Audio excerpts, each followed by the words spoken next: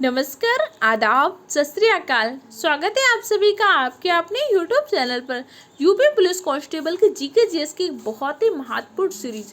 इसमें हम UP police constable में जो भी आपके प्रीवियस ईयर के क्वेश्चन है उन क्वेश्चन को डिस्कस कर रहे हैं। इसके साथ साथ अभी जो भी अपडेटेड एग्जाम हो उनमें कैसे क्वेश्चन आए उन सारे क्वेश्चन को डिस्कस करेंगे।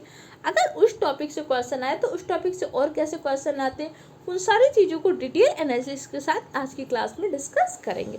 अगर आप यूपी पुलिस कांस्टेबल के साथ साथ एसएससी जीडी, आरओ, यूपी पेट, लेखपाल, बिहार शिक्षक भर्ती परीक्षा, बिहार दरोगा इनमें से किसी भी एग्जाम की तैयारी कर रहे हैं तो क्लास आप सबके लिए बहुत ही हेल्पफुल रहेगी। अगर आपने इस सीरीज के इससे पहले की क्लासेस को नहीं देखा तो चैनल की प्लेलिस्ट में जाकर उन क्लासेस को देख सकते हैं। तो चलिए अपनी क्लास को स्टार्ट करते हैं एक मोटिवेशनल कोट के साथ। रख हौसला और मंजर भी आएगा, प्यासे के पास चलकर समंदर भी आएगा, मंजिल भी मिलेगी और मिलने का मजा भी आएगा। ये वक्त है, खुद पे मेहनत कर लीजिए। आज जो आपके दोस्त, पड़ोसी, रिश्तेदार ताना दे रहे हैं ना कि तुमसे नहीं होगा, तुमसे कुछ नहीं होगा, उन सबको एक टाइम पे आपको चुप कराना है।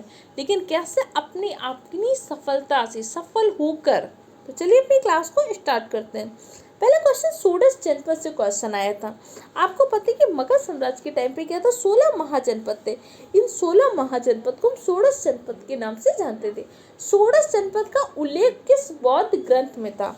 तो षोडश जनपद का उल्लेख था एक बौद्ध ग्रंथ था अंगुत्तर निकाय। आपके एग्जाम में क्वेश्चन आया था अंगुत्तर निकाय से। तो षोडश जनपद का उल्लेख था अंगुत्तर निकाय में। अंगुत्तर निकाय किस धर्म का बुक है, किस धर्म का ग्रंथ है? तो अंगुत्तर निकाय आपका बौद्ध धर्म का ग्रंथ है। अब अच्छा कुछ इंपॉर्टेंट चीजें और डिस्कस कर लेते हैं। अगर समझिए अंगुत्तर निकाय क्या है? बौद्ध धर्म का ग्रंथ है।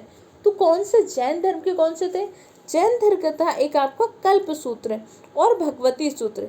कल्प सूत्र और भगवती सूत्र आपके जैन धर्म के प्रमुख ग्रंथ है और इसमें भी क्या है? 16 महाजनपद का उल्लेख है।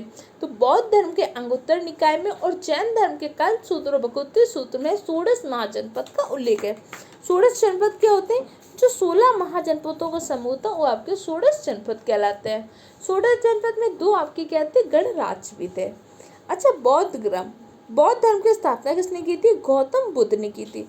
बौद्ध धर्म की 4 संगीतियाँ होती, चारों संगीतियों का आयोजन कब हुआ था, कहाँ हुआ था? कमेंट सेक्शन में आंसर दीजिए क्योंकि इससे पहले की क्लास में हम डिस्कस कर चुके थे। इसके अलावा अगर मगध साम्राज्य आए तो मगध साम्राज्य के अंतर्गत कुछ प्रमुख वंश आए थे जैसे हर्यक वंश। हर्यक वंश की स्थापना किसने की थी? हर्यक वंश की स्थापना की थी बिंबिसार ने। शिशुनाग वंश की स्थापना स्वयं शिशुनाग ने की थी। नंद वंश की स्थापना की थी महापद्म नंद ने। मौर्य वंश की स्थापना की थी चंद्रगुप्त मौर्य ने अपने गुरु चाणक्य की सहायता से। शुंग वंश की स्थापना की थी पुष्यमित्र शुंग ने। अच्छा मौर्य वंश से जुड़े कुछ इंपॉर्टेंट पॉइंट जान लेते हैं। सबसे पहले मौर्य वंश की स्थापना की थी चंद्रगुप्त मौर्य ने। चंद्रगुप्त मौर्य के गुरु कौन थे? चाणक्य। चाणक्य के कुछ और नामों का भी उल्लेख मिलता है। चाणक्य जैसे विष्णुगुप्त का, कौटिल्य का। चाणक्य बाद में चंद्रगुप्त मौर्य के प्रधानमंत्री भी बनते हैं। चाणक्य एक बहुत ही प्रमुख पुस्तक है अर्थशास्त्र, जो कि किस पर आधारित है? राजनीति सिद्धांत पर आधारित है। अर्थशास्त्र पुस्तक में सप्तांग सिद्धांत का उल्लेख किया गया है कि भाई राजा कैसा होना चाहिए, सप्तांग सिद्धांत क्या होते हैं, उसका उल्लेख किसमें? अर्थशास्त्र नामक पुस्तक में किया गया है। अच्छा मेगास्थनीज, चंद्रगुप्त मौर्य के दरबार में कौन आया था? मेगास्थनीज की एक बहुत ही प्रमुख पुस्तक है इंडिका। जो मेगास्थनीज था ये सेल्यूकस निकेटर का क्या था? राजपूत था। सेल्यूकस निकेटर की पुत्री कॉर्नेलिया या फिर हेलेना का विवाह किससे हुआ था? चंद्रगुप्त मौर्य से हुआ था। कार्नेलिया और हेलेना दोनों नामों का उल्लेख मिलता है। सेल्यूकस निकेटर को चंद्रगुप्त मौर्य ने उपहार स्वरूप 500 हाथी दिए थे। तो चंद्रगुप्त मौर्य ने किसको हाथी दिए थे? 500? सेल्यूकस निकेटर को। और सेल्यूकस निकेटर की पुत्री का विवाह ही चंद्रगुप्त मौर्य से हुआ था। और सेल्यूकस निकेटर का ही राजदूत था मेगास्थनीज, जो कि चंद्रगुप्त मौर्य के दरबार में आया था। मेगास्थनीज की बहुत ही प्रमुख पुस्तक कौन सी है? इंडिका। अच्छा बताइए शाहनामा की रचना किसने की थी? शाहनामा की रचना की थी फिरदौसी ने। तो बताइए इब्न बतूता किसके दरबार में आया था? इब्न बतूता मोहम्मद बिन तुगलक के दरबार में आया था। मोहम्मद बिन तुगलक ने इब्न बतूता को दिल्ली का काजी नियुक्त किया था। इसके साथ साथ मोहम्मद बिन तुगलक ने इब्न बतूता को अपना राजदूत बनाकर चीन भी भेजा था। अच्छा इब्न बतूता की कौन सी पुस्तक है? इब्न बतूता की प्रसिद्ध पुस्तक है रिहला। इब्न बतूता निवासी कहाँ का था? इब्न बतूता आपका मोरक्को का निवासी था। कुछ इंपॉर्टेंट इन्फॉर्मेशन जान ली। अब नेक्स्ट क्वेश्चन देखते हैं। नेक्स्ट क्वेश्चन आपका साइंस सेक्शन से था। ग्रहों की गति का नियम किसने दिया था? तो ग्रहों की गति का नियम दिया था आपके केपलर ने। क्योंकि हम ग्रहों की गति के नियम के बारे में प्रीवियस क्लास में डिस्कस कर चुके हैं, तो यहाँ पे उसको डिस्कस नहीं करेंगे। अच्छा, एक क्वेश्चन आपकी यूपी जनगणना से क्वेश्चन आया था। यूपी जनगणना से जुड़े कुछ इंपॉर्टेंट पॉइंट डिस्कस कर लेते हैं। उससे पहले सबसे पहले तो समझना होगा जनगणना किस सूची में। तो जनगणना आपके संघ सूची में। हमारे संविधान की 7वीं अनुसूची में क्या किया गया? शक्तियों का विभाजन किया गया है संघ सूची में, राज्य सूची में और संवर्ती सूची में। जैसे संघ सूची पर विषय पर कानून बनाने का अधिकार केंद्र सरकार के पास होता है। राज्य सूची के विषय पर कानून बनाती है राज्य सरकार। संवर्ती सूची में केंद्र और राज्य सरकार दोनों कानून बनाती है। तो जैसे जनगणना आपकी संघ सूची के अंदर है, जबकि जनसंख्या आपकी संवर्ती सूची के अंतर्गत है। उत्तर प्रदेश की जनगणना से जुड़े कुछ इंपॉर्टेंट पॉइंट। हमारे यहाँ पे कौन से 2011 की जनगणना का आधार वर्ष चल रहा है? 2011 की जनगणना के आयुक्त कौन थे? सी चंद्रमौली जी। 2011 की जनगणना की थीम क्या थी? आवर सेंसस आवर फ्यूचर, हमारी जनगणना हमारा भविष्य। 2011 की जनगणना का शिशु लिंगानुपात कितना था? 2011 की शिशु लिंगानुपात कितना था? 916 था। नहीं, 2001 में 916 था, वर्तमान में 902 है। अच्छा, शिशु किसको कहते हैं? जो बच्चा जन्म लेकर 6 वर्ष तक जो बच्चा होता है वो आपका क्या होता है? शिशु कहलाता है। न्यूनतम शिशु लिंगानुपात कहाँ पे? बलरामपुर और बागपत, इन दोनों जगह पे आपका न्यूनतम शिशु लिंगानुपात है। अब 2011 के दौरान जनसंख्या वृद्धि कितनी थी? 2001 से 11 के दौरान जनसंख्या वृद्धि थी 20.23%। ठीक है, जनगणना कितने वर्ष में होती है? जनगणना आपकी 10 वर्ष के अंतराल में होती है। भारत में पहली बार जनगणना कब हुई थी? 1872 में मेयो के कार्यकाल में हुई थी। पहली बार 10 की जनगणना कब हुई थी? 1881 में रिपन के कार्यकाल में हुई थी। ध्यान रखिएगा। अभी हमारे पास कौन से आंकड़े हैं? 2011 की जनगणना के आंकड़े हैं, क्योंकि 2011 के बाद से अभी हम कोई भी जनगणना नहीं करा पाए। सर्वाधिक 10 की वृद्धि दर कहाँ पे हुई थी? आपकी गौतम बुद्ध नगर, गाजियाबाद और श्रावस्ती में सर्वाधिक 10 की वृद्धि दर थी। न्यूनतम 10 की वृद्धि दर कहाँ पे हुई थी? कानपुर नगर, हमीरपुर और बागपत में। कुछ ऐसे जनजातियों से क्वेश्चन आता है। उत्तर प्रदेश की जनसंख्या में एससी का कितना परसेंट है? 20.69% है। देश में सर्वाधिक एससी किस राज्य में? सर्वाधिक एससी भी आपके उत्तर प्रदेश में है। सर्वाधिक अनुसूचित जाति वाला जिला कौन सा है? सर्वाधिक जहाँ पे एससी पाए जाते हैं कौन सा जिला है? सीतापुर। और सबसे कम एससी कहाँ पे पाए जाते हैं? सबसे कम पाए जाते हैं आपके बागपत पे। तो उत्तर प्रदेश की जनगणना से जुड़े कुछ इंपॉर्टेंट पॉइंट है। अच्छा, अगर आपसे पूछेगा मैडम भीकाजी कामा ने पहली बार विदेशी धरती पर तिरंगा फहराया था, कौन सी महिला थी जिसने पहली बार विदेशी धरती पर तिरंगा फहराया था? मैडम भीकाजी कामा। क्रांतिकारियों की माता भी किसको कहते हैं? मैडम भीकाजी कामा को। 1904 में कहाँ पे फैलाया था? जर्मनी के स्टुअर्ट में जाके इन्होंने फैलाया था। तुर्की चैलगानी का गठन किसने किया था? तुर्की चैलगानी का गठन किया था इल्तुतमिश। इल्तुतमिश को गुलाम वंश का वास्तविक संस्थापक कहते हैं।